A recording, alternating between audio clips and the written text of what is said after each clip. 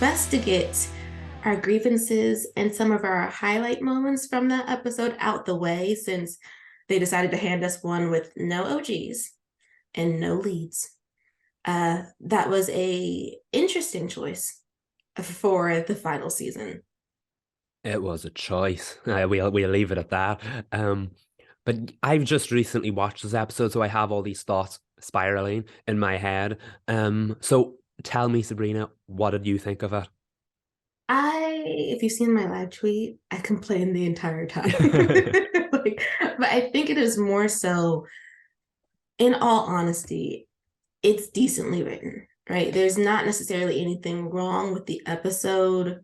It just feels out of place in the final season, for one. And then for two, they made a lot of writing decisions that just didn't quite make sense with what we know about the team. So, like, Cecile's big arc is about how she feels like she's feeling as a mom. But the sticking point is that she won't be able to make it in time to do Jenna's birthday breakfast. And I was like, why do we need a train? Like, we have a teleporting device and we have Allegra who can teleport you. Like, after, like, and then I couldn't get with her story after that. I was like, she's like, I'm a bad mom. I was like, you kind of are now. Because how did we not think of the teleporting? And then she was just eating breakfast all fine at the table with Allegra and Chuck by the end of the episode. And I was like, fine, whatever, whatever. Sabrina was like, you did not think outside the box, Cecile. She didn't at all. But I have to say, I completely agree with you. I think it was a very decent episode. I understand the need for these episodes every once in a while because I'm pretty sure, was it Murder She Wrote or something back in the day when they were doing 22 episodes and Angela Lansbury would need a break, they'd have her do these like breakout episodes where she'd like narrate a separate murder mystery that involved characters that weren't related to the show. So she'd appear at the start of the episode to narrate it and appear at the end of the episode to close the narration. And this is pretty much exactly the same as that. We had Barry and Iris in the opening scene. We had Barry and Iris in the closing scene. But in between, it was just the B team, as the fans would call them, part of Team Flash. It was just them solving the crime. And I do think these kinds of episodes can work on TV. And on a base layer, this episode absolutely worked. But the wrong time, the wrong season, and it was doing storylines that, even though I appreciate Cecile's worry about her family, completely appreciated that, but we kind of needed it in last week's episode. She should not have been all cheery about them going off into the countryside. I appreciate the fact they made time for Aftermath, but considering we're talking about the same season that had no time to grieve one of the main characters who was killed off in a subplot and nobody cared about it because there's a lookalike in front of them, this is not ticking those Aftermath boxes for me. But generally, yet again, I thought Danielle Nicolette did a great job with the material. I don't think she gets enough credit as an actress. I think she did a great job with it, and I really appreciate. I did feel Cecile's trauma and turmoil over everything she was going through. But like you said, there were some loopholes that they could have avoided that. These kind of like Murder She Wrote breakout episodes don't work in a show like The Flash, where there is literally a workaround for every single one of these problems, if you know what I mean. But this was like season one or something, or perhaps even like season two, where we just did not have the technology to be able to circumvent issues that a normal person would have to deal with. I would have been fine with it. But I also think, like, as much as the material works, for Cecile, I was like, I just don't see how she didn't already see how long distance parenting would be a problem with Jenna as young as she is. And that, like, we didn't plan ahead to make it on time for the breakfast for her daughter's Mhm. birthday. And then I think the show forgot that Cecile has an adult daughter. So I just don't, she was a single mom. So balancing a schedule is something she would have already mastered Mhm. and would have known the importance of always of making sure that your child feels like, even though you have a busy job, that you are around. But the show was like, I don't know who that young lady is. I don't know. Like, we just and I was like, fine.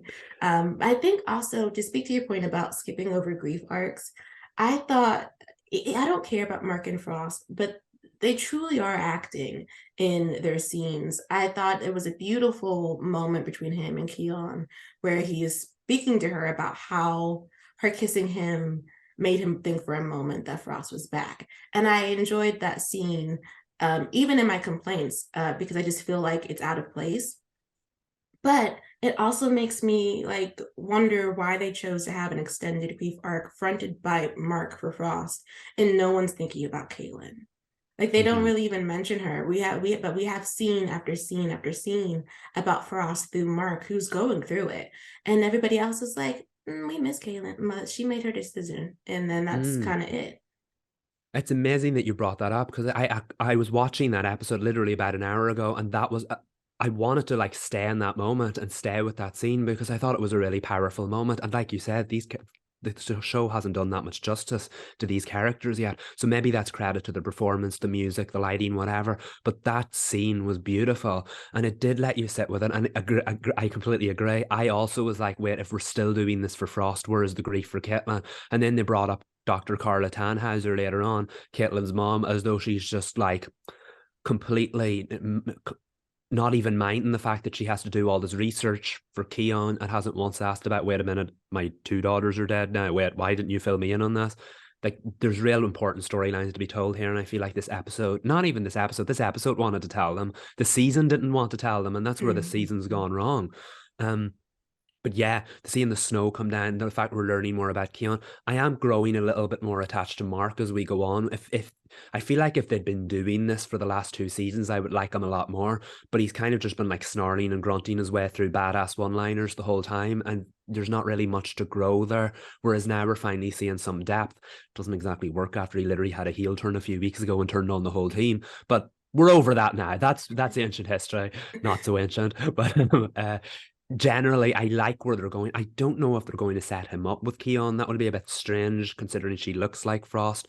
But I do think they're doing a better job of building them as a potential pairing than they did with Mark and Frost, just because Mark and Frost was very much off screen and they were doing all these wild adventures off screen, so you never really got to know that. But you felt Mark's grief, and I appreciate that because the season has been jumping over far too much.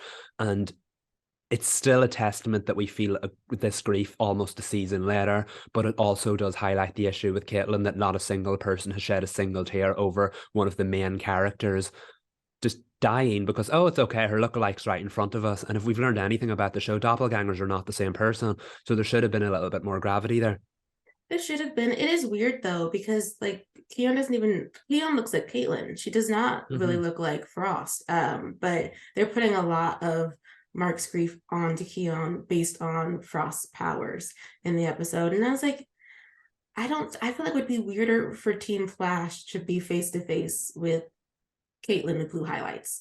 Like that's just seems to be, but they seem to be fine.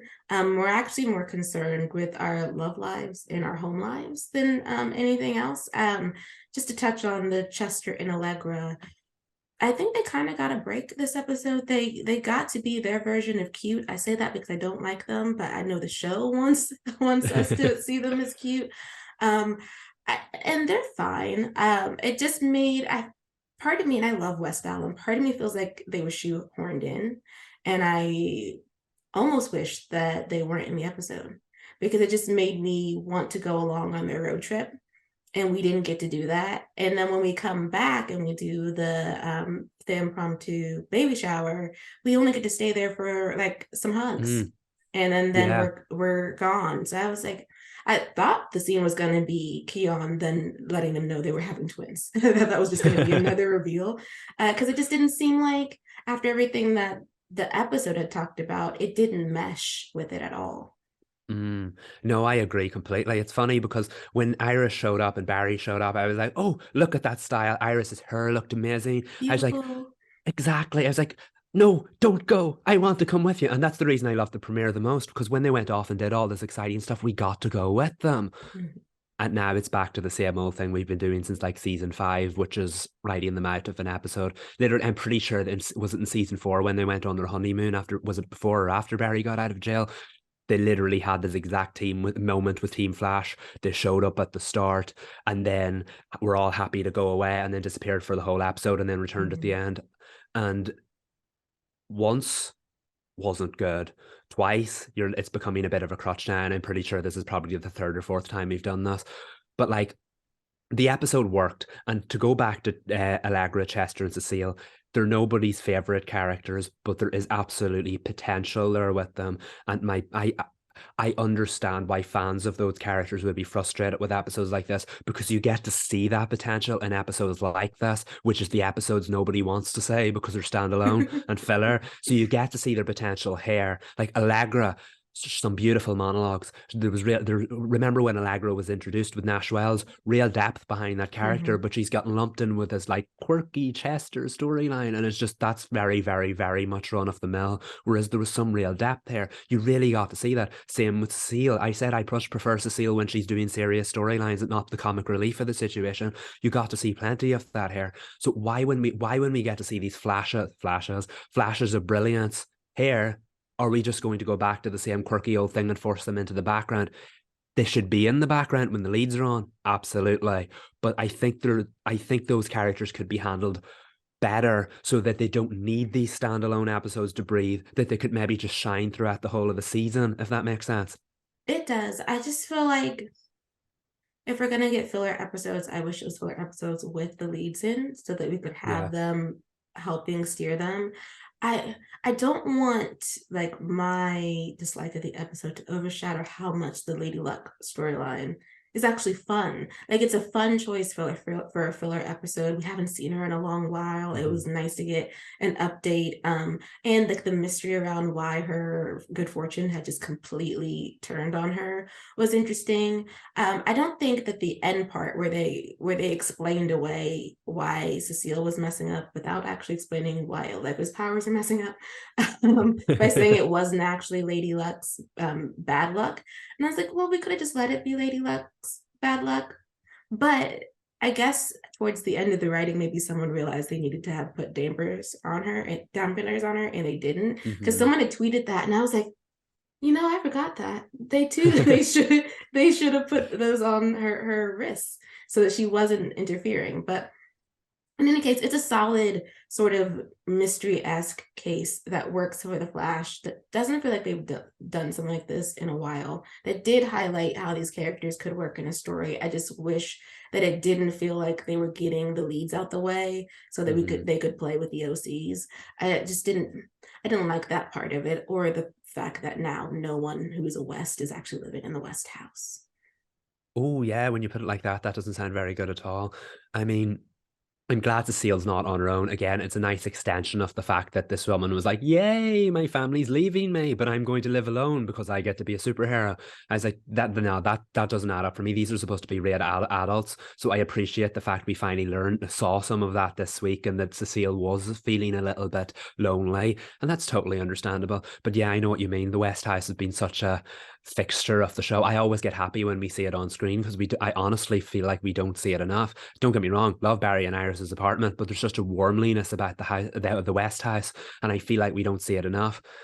I'm not really sure we need to see it now that Allegra and Cecile are doing it. But yeah, yeah, I don't like the fact there aren't any West, and I get your point. But like, to go back to the Lady Luck storyline, I'm very happy we saw Becca again.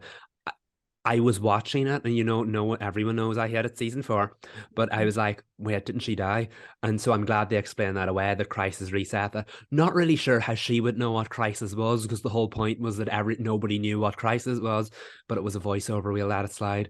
Um, but yeah, she's just such a fun character, such a quirky character, and such a likable character, and that's why I Mm-hmm. hated the fact they killed her off in season 4. So that was nice, and she did, even though she was quirky and lighthearted, it worked well with Cecile's more serious tone. I do just want to like credit the episode. It did everything it was supposed to. It was a fun little caper. Like I said, this plot would have worked on Murder She Wrote. It would have worked on Arrow. It would have worked on any other shows. I just feel the thing that works against it on The Flash is that it comes in the middle of the final season when it finally felt like we were ramping up stakes, and then suddenly we're just completely stalled. The leads are written out. It's all done in a very formulaic way that makes you think, why now? Why is this happening? And why aren't the leads present for the storyline? I think there is a better way they could handle writing the leads out, because very well aware of the fact that they need a break, they deserve a break. But I'm pretty sure next week's episode, or well, 2 weeks episode from now, will feature Iris and Dreamer at the Supergirl's Dreamer at the center of it, which that to me sounds so much fun. I can't wait for that episode. But it means Barry will probably have a more restrained role or a reserved role in that episode. but he'll still be there at Iris's bedside trying to get her out of the dream sequence that she's fallen into. That's how you give a lead a more restricted role, but keep them relevant in the episode than having to write them out Mhm. at the start and write them out at the end.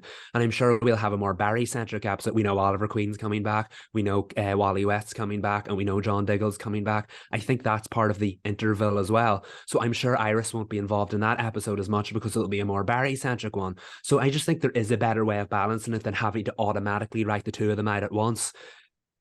I just think that could have been done better. But all in all, this was a very enjoyable episode. I love Becky, and I do like Cecile and Allegra when they have storylines like this. I just wish it wasn't always just had to be focused on them to let them shine like this, so that we can go back and make them the quirky comic relief for the rest of the season. Yeah, well, it's interesting. This season, and I'm just thinking about this now, feels very like we're doing vignettes, right? Like it Mm-hmm. doesn't feel like a season that has a central big bad or a central plot. We're kind of just trucking along towards the end with the simmering plot of the babies coming. But Mm-hmm. everything else, like I wonder, to lower my expectations some more, if this is actually a final season that is going to be full of filler, like great episodes. Like I'm excited for the Iris and Dreamer episode, but it's essentially going to operate like filler. Exciting Mm-hmm. filler, but filler nonetheless. So I'm just like, is it a season full of filler? Because if that's the case, then I need to adjust the way that I think about the Flash's final season. I wouldn't like that the Flash's final season is vignettes, but at this point, it is what it is, and they're trying to finish. So, do you think we're getting vignettes, or do you think eventually we're gonna get a story? Though we are in episode 6 already, so they don't have much Yeah. story left. If I think there's 13 episodes this season, and if you divide it by well, you can't divide 13 by 3, but you can divide 12 by 3, and then that's four sets of 3 sets of 4, whatever. My mental math's not good, but the point is the season premiere was a standalone episode. It didn't really tie to anything, but it was a wonderful breath of fresh air. We did 4 Red Death episodes. I'm pretty sure we're going to do 4 interval episodes, and then we're going to do 4 episodes of what the final storyline is. But as from a math standpoint, that makes sense. From a final season storyline standpoint, I don't think it makes as much sense, because you should be building towards something that feels game changing. And how is 4 episodes of a final season storyline going to feel more game changing than, I don't know, the Reverse Flash arc of season 1, which had 22 episodes to build to it? The days of 22 episodes building towards a storyline is gone, but I feel like they could have used these 13 episodes to build towards a single storyline. And I get that making them shorter leaves less need for like plot holes. Like the Cicada storyline in season 5 did not need to be 22 episodes. That was full of plot holes that went on far too long. Same with the Thinker in season 4. But so I get that cutting it down means less room for plot holes, and that's a good thing. But we have 13 episodes here. We could have had a standalone 13 episode season with a big villain. Why not have the Red Death unite the big bads, which is what we think we're going to get in the final season, just or the final few episodes, just without the Red Death. I just think there would have been a better way of tying the two storylines together rather than breaking them up with an interval and making them totally separate. I am definitely on board to see where it goes, but I just feel like for a final season, it shouldn't have operated like any other season, if you know what I'm saying. Yeah, it's a weird choice. It just feels like they were handed a lower episode count than they thought they were going to get, and we might have changed direction of how we wanted to do the season. And Mm-hmm. instead, we're just going to tell like little vignettes, little short stories that can capture the audience, or it may not capture the audience, but it's what's going to be on screen. I don't like that this is how the Flash is going out, but I want to accept it for what it is. Like I want to, like at the end, like on episode 13, which I probably will still end up bawling anyway, but I want to feel like we came to a satisfying conclusion of the story we've been watching since 2014. Mm-hmm. And I don't know if we're going to get that. Yeah, and I'm totally on board with that. I agree. I agree with you, because I want to finish The Flash feeling like all was said and done. There was nowhere else the story could have gone. And let's be honest, if it had gone on for 3 more seasons, they'd have found a way. But I just want to feel completely and utterly fulfilled by the final season. And I think it's going to be hard to do that when you may not even feel completely and utterly fulfilled by the final storyline, because it'll only get Mhm. 4 episodes to breathe.